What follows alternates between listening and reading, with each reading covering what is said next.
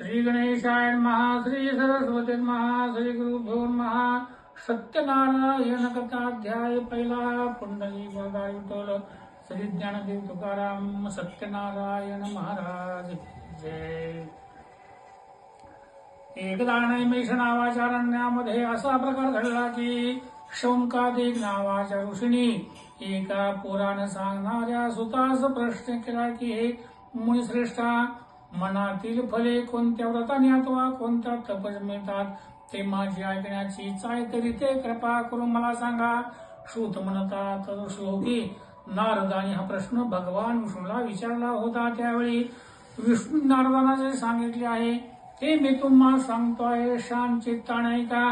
एकदा महायोगी नारद मुनी जनतेव दया कराव्या अशा बुद्धीने अनेक लोकांमध्ये फिरत असता म्हणजे मनुष्य लोकांमध्ये आले आणि आपल्या केलेल्या पाप कर्माप्रमाणे अनेक जन्म घेऊन विविध प्रकारचे लोक दुःख भोगत आहेत.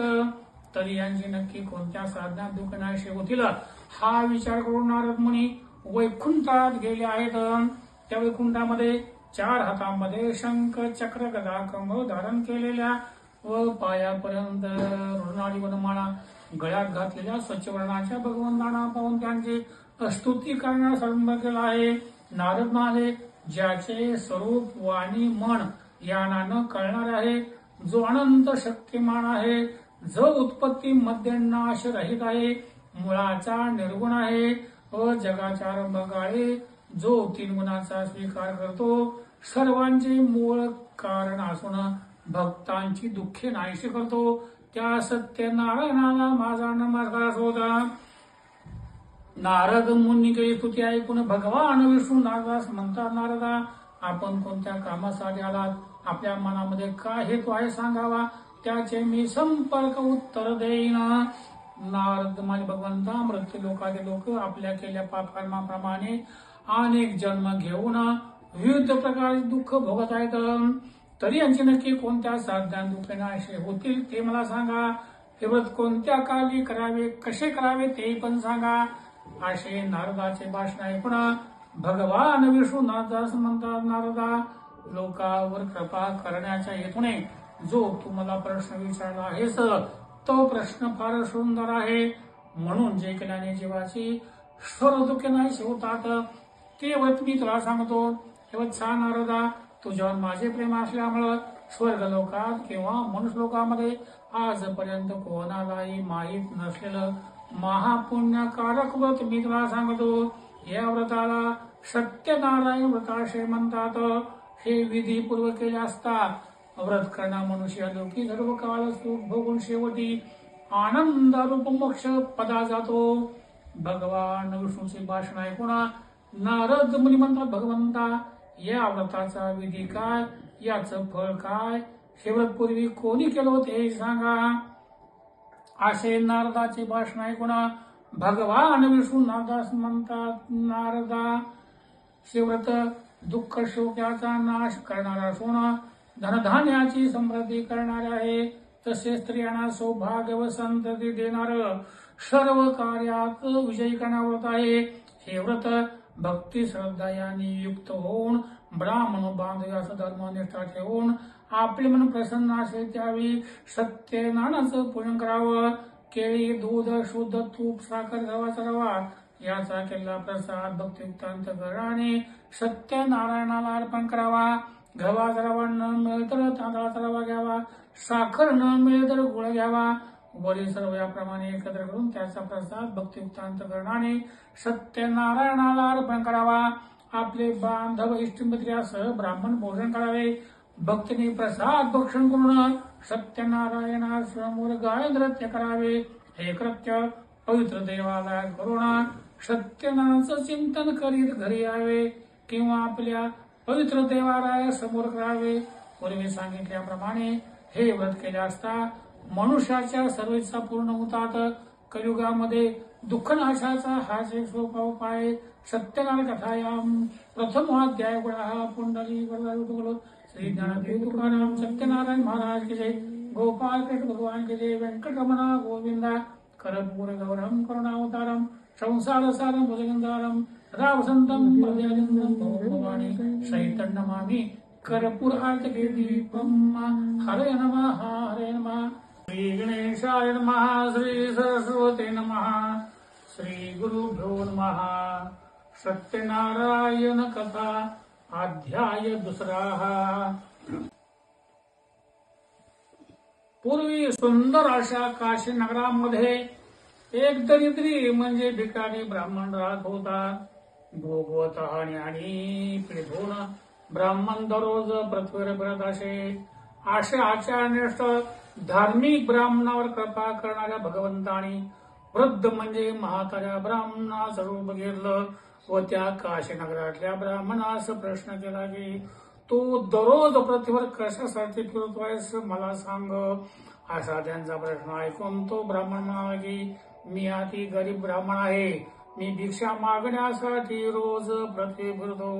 हे भगवंता, दारिद्र्य नाहीस करण्याचा एखादा उपाय आपणास माहीत असेल तर तो कृपा करून मला सांगावा. असे त्या ब्राह्मणाची भाषण ऐकून वृद्ध रूप धारण केले भगवान म्हणतात की सत्यनारायण नावाचा विष्णू सर्वांच्या सर्व इच्छा पूर्ण करून मनातील फल देणार आहे. त्यानंतर त्या ब्राह्मणास पूजेचे विधान सांगून सत्यनारायण भगवान तेथेच गुप्त झाले आहेत. त्या ब्राह्मणाने सांगितले मी अवश्य करीन. असा ध्यासा भिकारी ब्राह्मणा लागल्यामुळे त्याला रात्री झोप लागली नाही. नंतर मी आज सकाळी उठून सत्यनारायणाचं पूजन करीन असा मनाशी निश्चय करून गावात भिक्षा मागण्यासाठी गेला. त्या दिवशी त्या ब्राह्मणास ईश्वर कृपेने पुष्कळ भिक्षा मिळाली. त्यामुळे आनंदी अंतकरणाने उत्तम पिकलेली केळी, साखर, तूप, दूध, गव्हाचा रवा याप्रमाणे खरेदी करून आपल्या घरी आला. आपले बांधव इष्टमित्र यांना बोलावून विधिनोक्त रीतीने यथासांग सत्यनारायणाचं पूजन केले. त्यामुळे हा ब्राह्मण या सत्यनारायणाच्या व्रताच्या प्रभावामुळे दारिद्र्यपणातून मुक्त झाला. धनधान्याची समृद्धी झाला. त्यावेळीपासून तो ब्राह्मण प्रत्येक महिन्याला सत्यनारायणाचं पूजन करू लागला. एकदा हाच ब्राह्मण आपल्या वैभवाप्रमाणे आपले बांधव इष्टमित्र यासह सत्यनारायणाचं पूजन करत असताना लाकडे विकणारा मोळविक्या त्या ठिकाणी आला. तो मोळविक्या तहानेनं अत्यंत व्याकुळ झाले असल्यामुळं मस्तकावरची मोळी भर ठेवून त्या ब्राह्मणाच्या घरी गेला. तो कसलं पूजन करत आहे असे पाहून त्याने भक्ती नमस्कार केला व तो मोळविक्या म्हणला महाराज आपण कसलं पूजन करत आहात. हे पूजन केल्यामुळे काय फळ मिळतं ते सविस्तर पूर्वक मला सांगा. असा त्या मोळविक्याचा प्रश्न ऐकून तो ब्राह्मण म्हणाला की सर्व इच्छा पूर्ण करणार असं हे सत्यनारायणाचं व्रत आहे. याच्या कृपा प्रसादामुळे मला पुष्कळ धनधान्य मिळालं. त्यानंतर त्या मोळविक्यानं व्रत समजावून घेतलं. अति आनंदाने प्रसाद खाऊन पाणी पिऊन तो शहरात मोळी विकण्यासाठी गेला.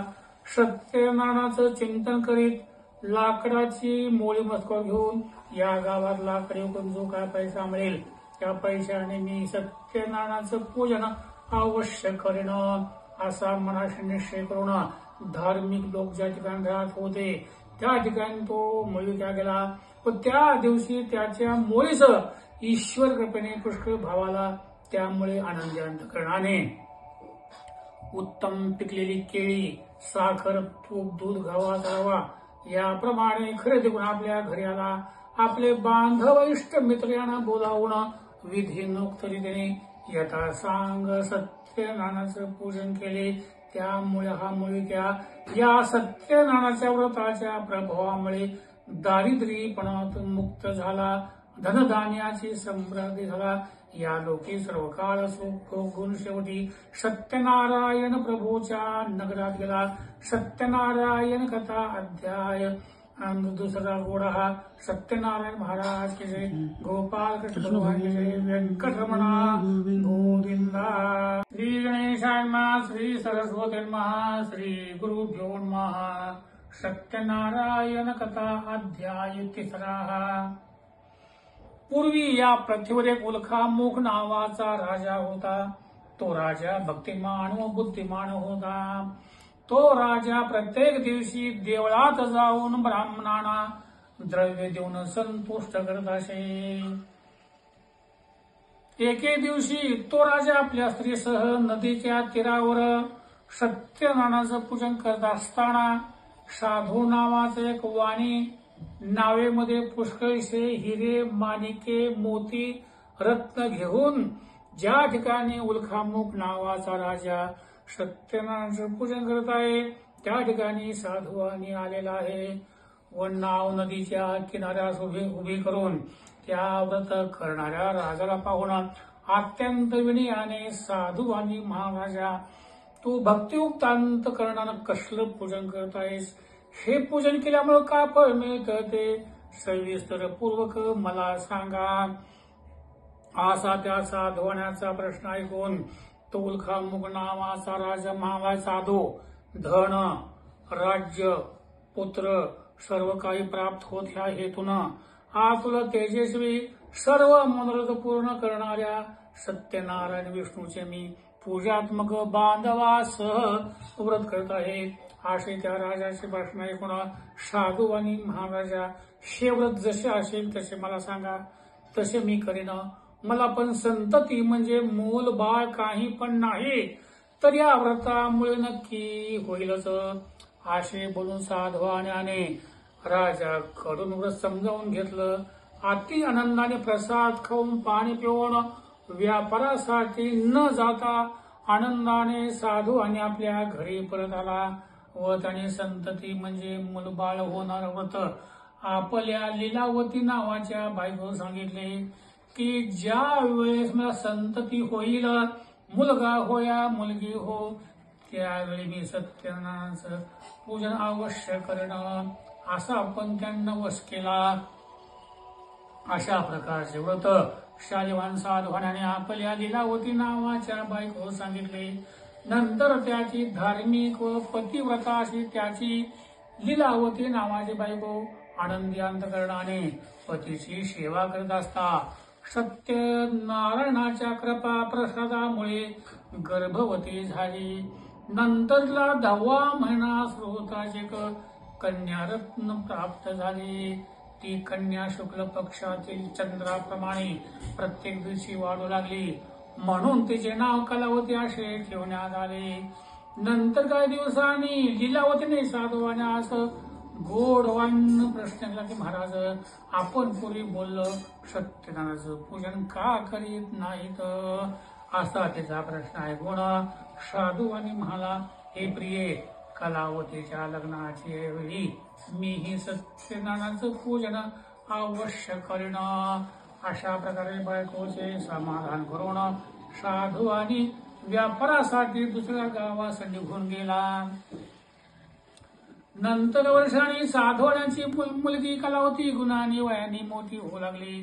साधवाण्याने आपली मुलगी लग्नास योग्य झाली आहे असे समजून मित्रमंडळी बरोबर विचार केला आणि नवरा मुलगा शोधण्यासाठी एका नौकरास आज्ञा केली. तो नौकर नवरा मुलगा शोधण्यासाठी कंचन नावाच्या गावी गेला.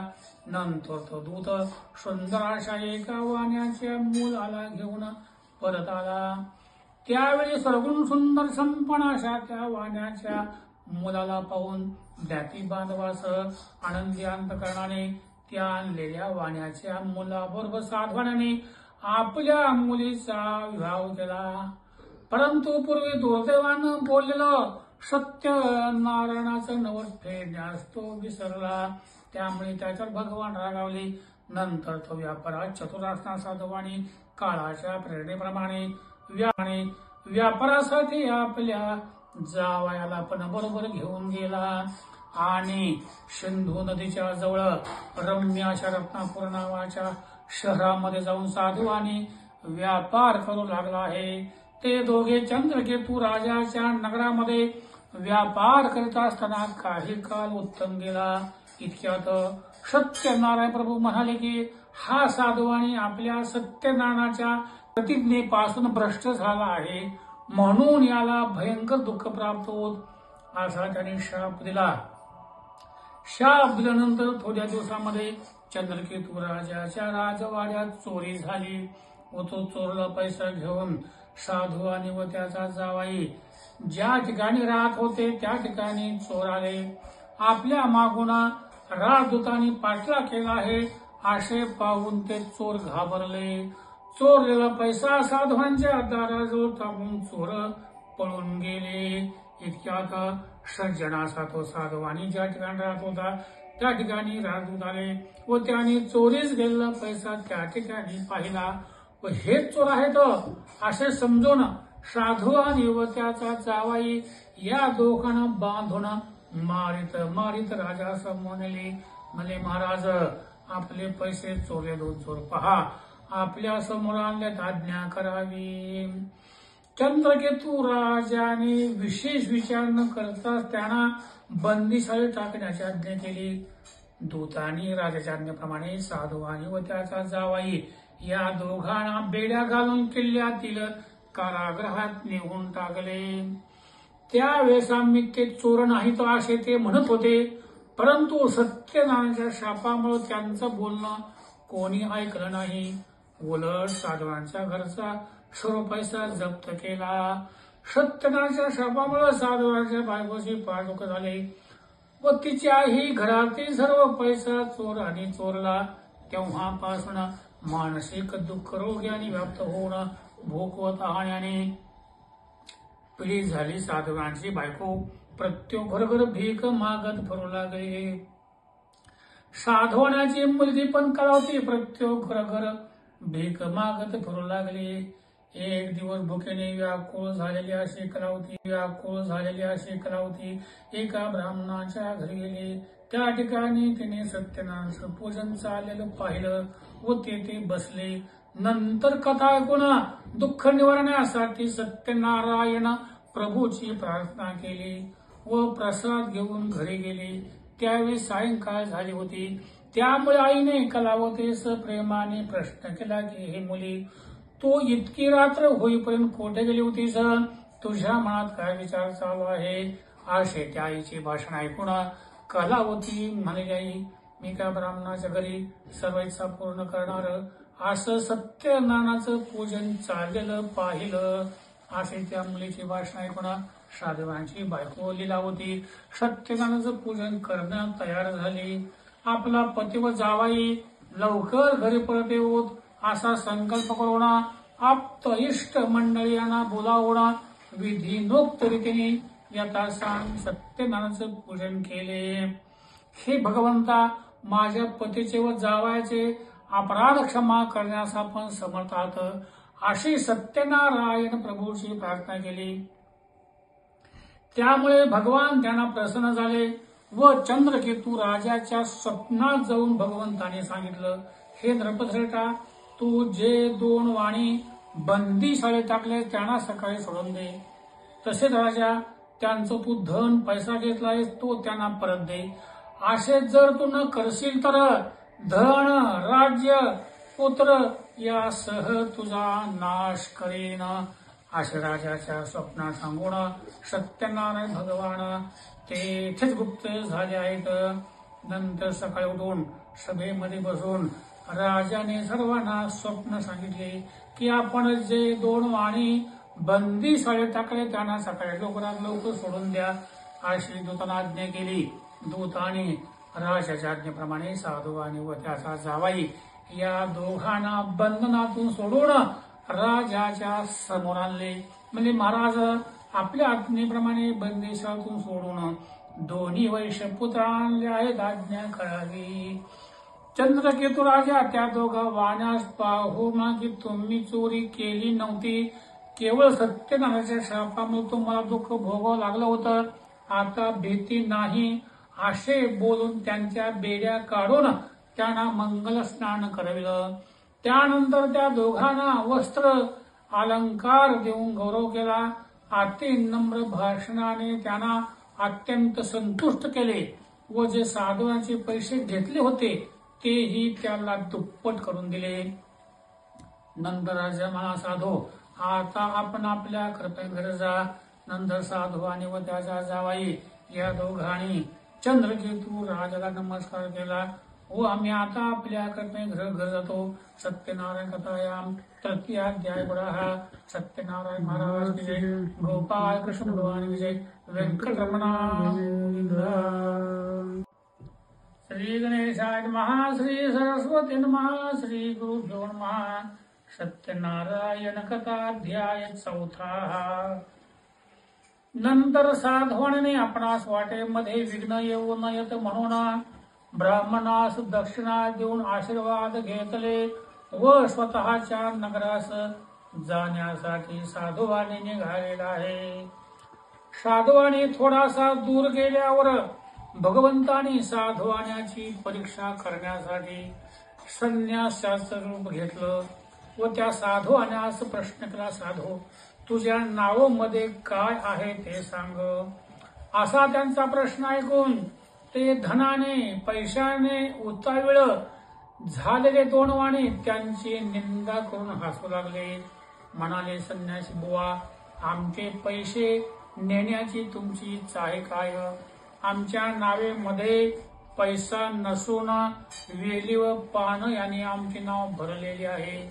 असे साधवण्याचे खोटे भाषण ऐकून भगवान म्हणतात की तुझे बोलणे खरे होत.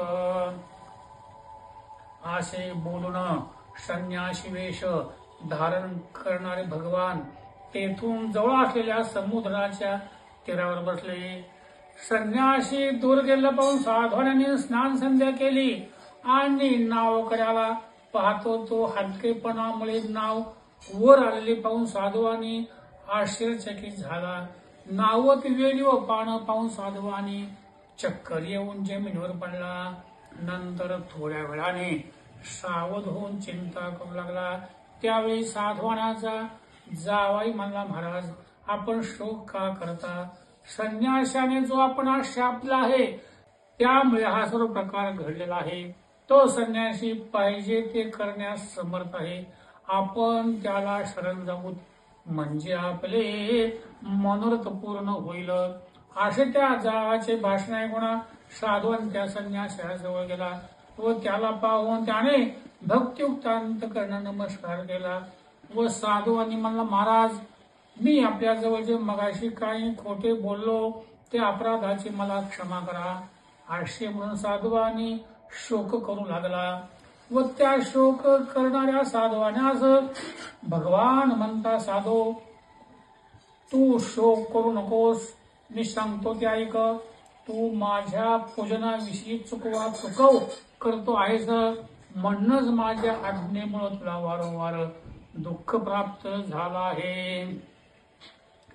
हे ऐकून साधवाने भगवंताची स्तुती करू लागला. साधवाने म्हणाला की तुझ्या मायेने मोहित झालेले ब्रह्मादिक देव हे तुमचे गुण रूप जाणू शकत नाहीत. हे प्रभू, आश्चर्य आहे. तुमच्या मायेने मोहित झालेला मी मूर्ख आहे. मी आपणास कसा जाणेन? माझ्यावर कृपा करा. मी यथाशक्ती आपले पूजन करणं. मी आपणास शरण आहे. माझे रक्षण करा. माझे पूर्वीचे मला द्रव्य मिळावे. असे त्या साधवानाचे भक्तियुक्त वाक्य ऐकून भगवान संतुष्ट झाले व साधवानाला इच्छित आशीर्वाद देऊन गुप्त झाले. नंतर साधवानी नावकड्याला पाहतो तो आपले नाव पूर्वीप्रमाणे हिऱ्यानं, मोत्यानं, रत्नानं भरलेले आहे असे साधवाना दिसले व हे आपल्याला सर्व सत्यनारायणाच्या कृपेने मिळाले. म्हणून साधवानाने आपल्या इष्टमित्रासह त्या नदीच्या काठी एक सत्यनारायणाचं उत्तम पूजन केले. नंतर साधवाने आपल्या गावाकडे निघाला व साधवाने आपल्या गावाच्या जवळ गेला असता त्याने एका नोकरा घरी पाठवले. तो नोकर साधवांच्या घरी गेला व साधवांच्या बायको पाहून त्याने आदरपूर्वक नमस्कार केला व तो दूध मागित साधवाने जावाला बरोबर घेऊन पुष्कळचा पैसा घेऊन आपल्या गावाच्या जवळ आले आहेत. असे त्या दूताचे भाषण ऐकून आनंदी झाल्या साधवाच्या बायकोने आपल्या मुलीला म्हणजे कलावतीला सत्यनारायणाचं पूजन कर असे सांगितले व आपण पददर्शनासाठी गेले. आईने सांगितल्याप्रमाणे कलावतीने सत्यनारायणाचं पूजन पूर्ण केलं. परंतु तिलाही पतीच्या दर्शनाची घाई झाली असल्यामुळं तिनं प्रसाद खाण्यास विसरली. त्यामुळे साक्षात भगवंताचा अपमान झाल्यामुळं भगवंताने तिचा पती असलेले नाव द्रव्यास पाण्यात बुडवून टाकले. त्यामुळे त्या ठिकाणी आलेल्या करावतीस तिचा पती दिसला नाही. त्यामुळे अत्यंत शोकाने विवळ होऊन रडत भूमीवर पडली. बुडालेले नाव त्यामुळे दुःखी झाली. आपली कन्या पाहुणा भयाभीत अंतकरणाने नावाला हा काय चमत्कार आहे असे म्हणून ती विचारू लागली. नंतर त्या कन्येची अवस्था पाहून लीलावती दुःखी झाली, आक्रोश करू लागली. आपल्या पतीस म्हणाले की अहो, एवढ्या थोड्या वेळामध्ये नावसह कलावतचा पती कसा का अदृश्य झाला? कोणत्या देवाच्या अवकृपेमुळे झाले असेल हे मला समजत नाही. सत्यनारायण महाराजाचं महात्म्य जाणण्यास कोण समर्थ आहे? त्यांच्या क्रोधामुळे असे झाले नसेल ना, असे बोलून सर्वजनासह दुःख करू लागले. नंतर लीलावतीने कलावतीस पोटशी धरले व रडू लागले. इतक्यात पती नाहीसा झाल्यामुळे दुःखी झालेल्या कलावतीने पतीच्या पादुका घेऊन सती जाण्याचा निश्चय केला. धार्मिक व सज्जन असा तो साधू आणि बायकोसह मुलीचे अशा प्रकारचे चरित्र पाहून अति शोकाने संतप्त झाला व सत्यनारायणाने नाव नाहीशी केली असेल, कारण त्यांच्या मायेने मी वेळा झालो आहे. नंतर सर्वांना बोलावून घेऊन साधूवानी म्हणा की माझं मनोरथ पूर्ण झाल्यास, माझा जावाई धनद्रव्य मला प्राप्त झाल्यास मी सत्यनारायणाचं पूजन अवश्य करणं असे सर्वांना सांगितले व सत्यनारायण भगवंतांना पुन्हा साष्टांग नमस्कार घातले. तेव्हा दिनाचे रक्षण करणारे सत्यनारायण भगवान आकाश वाणीने म्हणाले, साधू, ही तुझी कन्या प्रसादाचा अपमान करून पतीच्या दर्शनासाठी आली आहे, म्हणून तिचा पती अदृश्य झाला आहे. हे साधू, ही तुझी कन्या घरी जाऊन प्रसाद खाऊन परत येईल तर तिचा पती तिला दिसेल, यात काय संशय नाही. कलावतीने आकाशवाणी केली व तिने घरी जाऊन आदराने प्रेमाने भक्तीने प्रसाद खाल्ला आणि पुन्हा पाहतो तो तिचा पती तिच्या नावेस द्रव्यासह तिला दृष्टीस पडला. नंतर कलावती आपल्या पित्यास म्हणली की आता लवकर घरी झाला, उशीर कशा करता? असे त्या मुलीचे भाषण ऐकून साधवाला अतिशय आनंद झाला व साधवाने धन द्रव्य बांधव यास घरी गेला. प्रत्येक पौर्णिमा व संक्रांत या दिवशी सत्यनारायणाचं पूजन करू लागला. या लोकी सुखी झाला. शेवटी सत्यनारायण प्रभूच्या नगरात गेला. सत्यनारायण कथायाम चतुर्थाध्याय पुरा. पंडलिक वरदान श्री ज्ञानदेव तुकाराम सत्यनारायण महाराज की जय. गोपाल भगवान की वेंकटरमण गोविंद. गणेशानमा श्री सरस्वतीर्मा श्री गुरुभ्यो नमः. सत्यनारायण कथाध्याय 5वा. पूर्वी या पृथ्वीवर एक अंगदवर नावाचा राजा होता. तो राजा प्रजेचे पालन करण्याविषयी अतिशय हुशार होता. त्या राजाने प्रसादाचा अपमान केल्यामुळे त्या राजासाठी भयंकर दुःख झालं. ते म्हणजे असे की तो राजा एकदा अरण्यातून वाघ सिंह वगैरे प्राण्यांना मारून वडाच्या झाडाखाली आला. तो त्या ठिकाणी गवळी म्हणजे गुराखी लोक आपल्या इष्टमित्रासह सत्यनारायणाचं पूजन करत आहेत असे राजाला दिसले. परंतु राजा त्या ठिकाणी गेला नाही. त्याने सत्यनारायण भगवंतास नमस्कार सुद्धा केला नाही. तरी सुद्धा त्या गवळी म्हणजे गुराख लोकांनी सत्यनारायणाचा प्रसाद राजापर्यंत येऊन ठेवला. नंतर सर्व गवळ्यां प्रसाद तो खाल्ला, आनंदी झाले. राजा मात्र प्रसादाच्या अपमानामुळे भयंकर दुःखी झाला. त्या राजाचे 100 मुले धनसंपत्ती सर्वनाश पावली. हे सर्व सत्यनारायणाच्या अवकृपेमुळे झाले असेल असे राजाला वाटले. व ज्या ठिकाणी त्या गवळी म्हणजे गुराख लोकांनी सत्यनारायणाचं पूजन केलं होतं त्या ठिकाणी जाण्याचा निश्चय अंगध्वज राजाने केला. नंतर त्या गवळी लोकांच्या जवळ जाऊन भक्ती श्रद्धेने यथाविधी सत्यनारायणाचं पूजन केले. त्यामुळे अंग ध्वज राजा 100 पुत्र राज्य ऐश्वर संपन्न झाला. या लोकी सर्वकाळ सुख भोगून शेवटी सत्यनारायण प्रभूच्या नगरात गेला. हा स्वलाभ सत्यनारायणच्या पूजेमुळे झाला. म्हणून सर्वांनी सत्यनारायणाचं पूजन अवश्य करावं.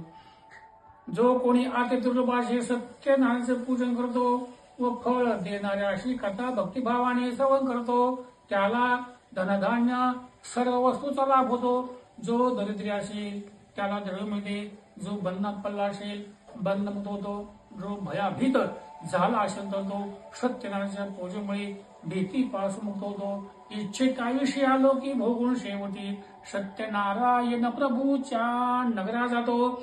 याप्रमाणे भगवंताने हे नारदांना सत्यनारायणाचं व्रत सांगितलं. विशेष करून या कलियुगामध्ये सत्यनारायणाची पूजा फळ देणारी आहे.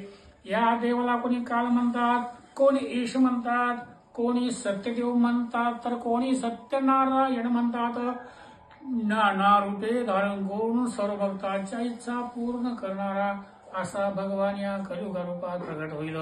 म्हणून श्रेष्ठा हो, ही सत्यनारायणाची कथा जो कोणी मनुष्य भक्तिभावाने श्रवण करील किंवा पठन करील त्यावेळी त्याचे सर्व दुःखे पापे सत्यनारायणाच्या कृपेने नाहीसे होतील.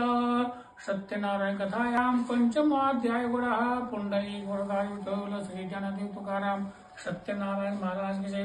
गोपाल कृष्ण भगवान के जय. वेंकटरमणा गोविंदा.